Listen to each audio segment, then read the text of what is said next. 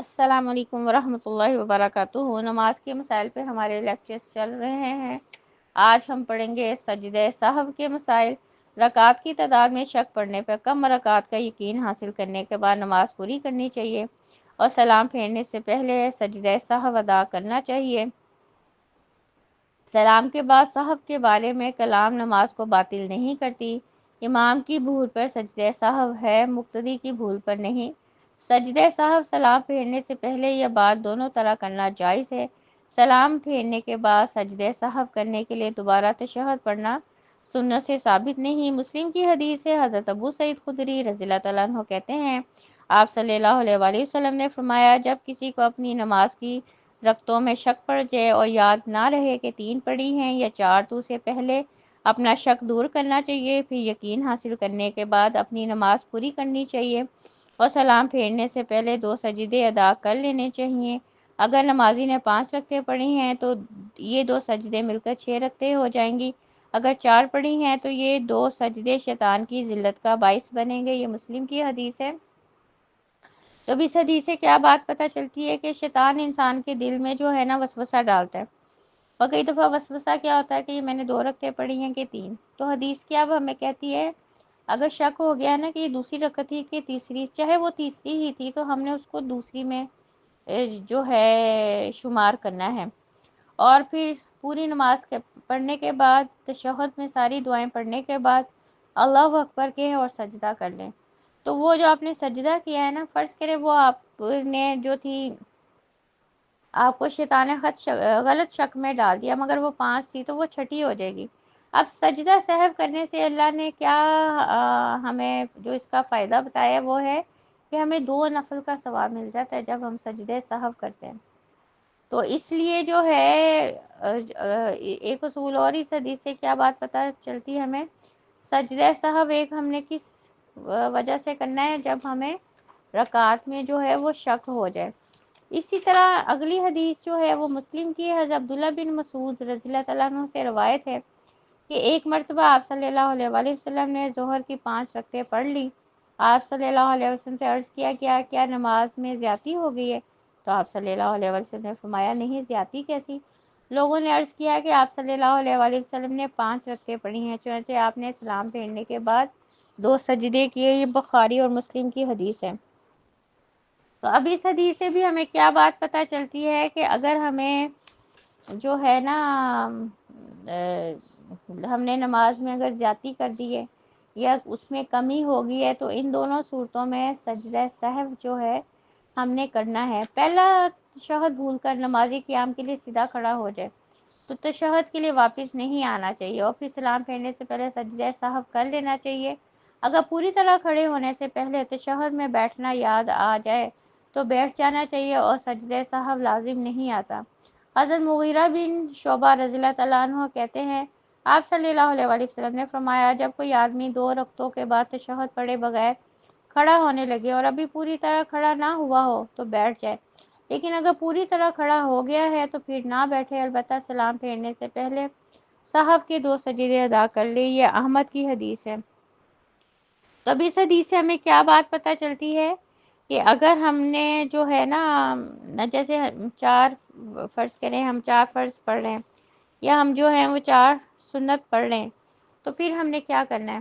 اگر تو ہم اتحیاتو پڑھے بغیر کھڑے ہو گئے، پھر پوری طرح کھڑے نہیں ہوئے، ایک دم یاد آ گیا کہ میں نے تو پہلے تشہد میں اتحیاتو پڑھی نہیں، آپ اسی وقت بیٹھ جائیں۔ لیکن اگر آپ مکمل کھڑے ہو چکے ہیں پھر آپ نے نہیں بیٹھنا۔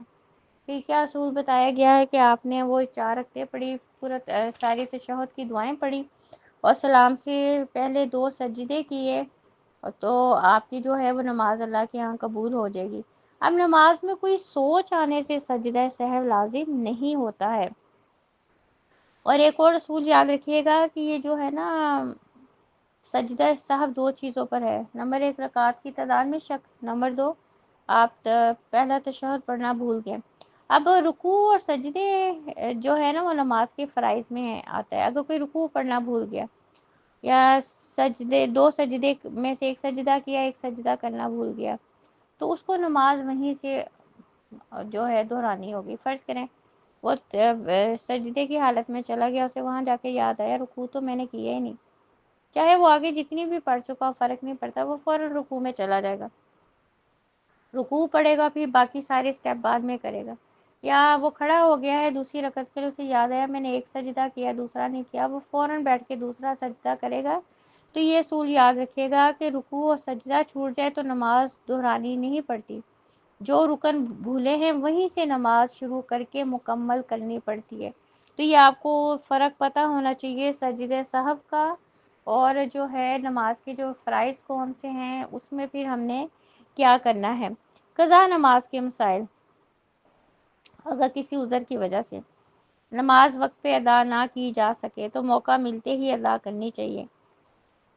قضا نماز باجماعت ادا کرنا جائز ہے۔ حضرت جابر بن عبداللہ رضی اللہ تعالیٰ عنہما روایت کرتے ہیں کہ غزوہ خندق کے دن حضرت عمر رضی اللہ تعالیٰ عنہ غروب آفتاب کے بعد قریش کو کوستے ہوئے آئے اور عرض کی، یا رسول اللہ صلی اللہ علیہ وآلہ وسلم، میں نے سورج غروب ہوتے ہوئے نماز عصر ادا کی۔ آپ صلی اللہ علیہ وآلہ وسلم نے فرمایا، واللہ میں نے تو نماز عصر ادا نہیں کی۔ پھر ہم سب مقام بطحان میں آئے، آپ صلی اللہ علیہ وسلم نے اور ہم سب نے وضو کیا اور غروب آفتاب کے بعد پہلے نماز عصر باجماعت پڑھی اور پھر نماز مغرب ادا کی۔ یہ بخاری کی حدیث ہے۔ تو اس حدیث سے کیا بات پتہ چلتی ہے کہ اگر ہماری کوئی نماز قضا ہو گئی ہے تو اگلی نماز کا جو وقت ہوا ہے تو پہلے ہم اپنی قضا نماز پڑھیں، اور اس سے حدیث سے یہ بھی پتہ چلتا ہے جماعت کی نماز بھی قضا پڑھی جا سکتی ہے۔ جیسے جو تھا غزوہ خندق میں مسلمان نہیں عصر کی نماز پڑھ سکے کیونکہ حالات ہی بڑے جو تھے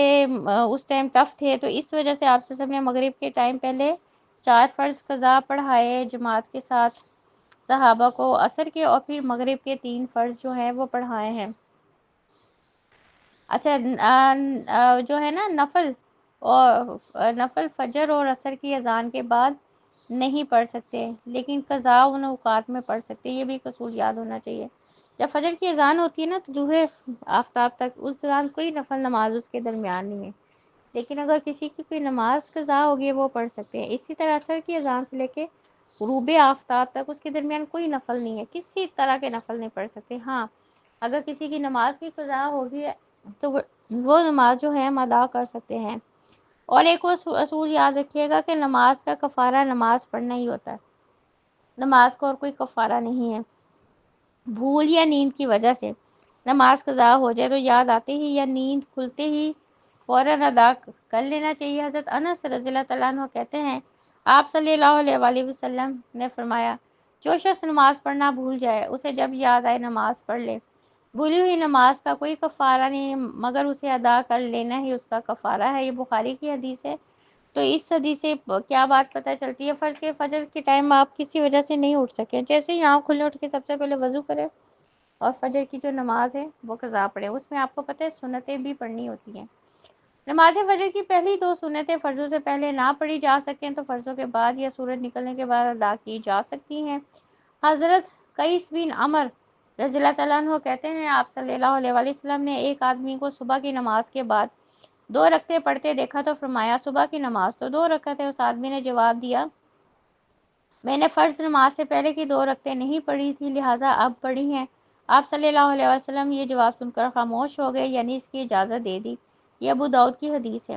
اب صحابی کی اس فعل پر آپ صلی اللہ علیہ وسلم کا خاموش رہنا محدثین کی اصطلاح میں سنت تقریری کہلاتا ہے۔ سنت تقریری کیا؟ ایک عمل آپ کے سامنے ہوا اور آپ اس پہ خاموش رہے تو اس کا مطلب ہے وہ کیا جا سکتا ہے۔ تو اس حدیث سے ایک بڑا اصول ملتا ہے، اگر آپ کی آنکھ فرض کریں فجر کے ٹائم لیٹ کھلی ہے، اب آپ دیکھتے ہیں یا تو آپ 2 فرض ادا کر سکتے ہیں اتنے ٹائم میں یا 2 سنت، تو اس ٹائم آپ نے 2 سنت موقدہ نہیں پڑھنی، آپ نے پہلے 2 فرض ادا کرنے ہیں۔ اگر فرض ادا کرنے کے بعد ٹائم ہے تو آپ 2 سنت پڑھ سکتے ہیں۔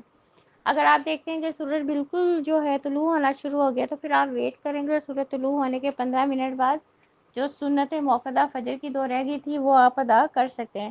حضرت ابو ہریرہ رضی اللہ تعالیٰ عنہ کہتے ہیں، آپ صلی اللہ علیہ وآلہ وسلم نے فرمایا، جس نے فجر کی 2 سنتیں نہ پڑھی ہوں وہ سورج نکلنے کے بعد پڑھ لیے۔ رات کو وتر ادا نہ کیے ہوں تو صبح کے وقت پڑھے جا سکتے ہیں، لیکن وہی جو ہے پیچھے ہم نے یہ مسئلہ پڑھ لیا ہے۔ حائضہ کے لیے حیض کے دنوں کی نماز کی قضا نہیں حضرت معاذہ رضی اللہ تعالیٰ عنہا روایت کرتی ہیں کہ ایک عورت نے حضرت عائشہ سے دریافت کیا، عورت حیض سے پاک ہو تو اسے قضا نمازیں پڑھنی چاہیے؟ حضرت عائشہ نے فرمایا، کیا تو خارجی ہے؟ ہم آپ صلی اللہ علیہ وآلہ وسلم کے ساتھ ہوتی، ہمیں حیض آتا مگر ہمیں قضا نماز پڑھنے کا حکم نہیں دیا جاتا تھا۔ یا حضرت عائشہ رضی اللہ تعالیٰ عنہ نے یوں فرمایا، ہم قضا نماز نہیں پڑھتی تھی۔ یہ بخاری کی حدیث ہے۔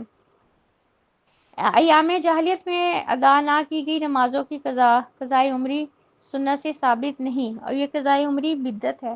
تو اب یہ جو حضرت عائشہ کی حدیث ہے نا، اسے ایک بہت بڑا اصول ملتا ہے کہ غفلت ہی ہوتی ہے نا انسان کی جب وہ نماز نہیں پڑھتا، مگر جیسے انسان کو اپنی غلطی کا احساس ہو جائے اور وہ اللہ تعالیٰ سے توبہ استغفار کر لے اور نمازوں میں ریگولر ہو جائے تو اللہ تعالیٰ بڑا غفور رحیم ہے، اللہ تعالیٰ بڑا معاف کرنے والا ہے۔ ہمارے یہاں نا قضائے عمری کا بڑا تصور ہے کہ پچھلی نمازیں کاؤنٹ کریں، قضائے عمری ہے ہی نہیں، یہ خود ساختہ مسلمانوں نے قضائے عمری بنائی ہے۔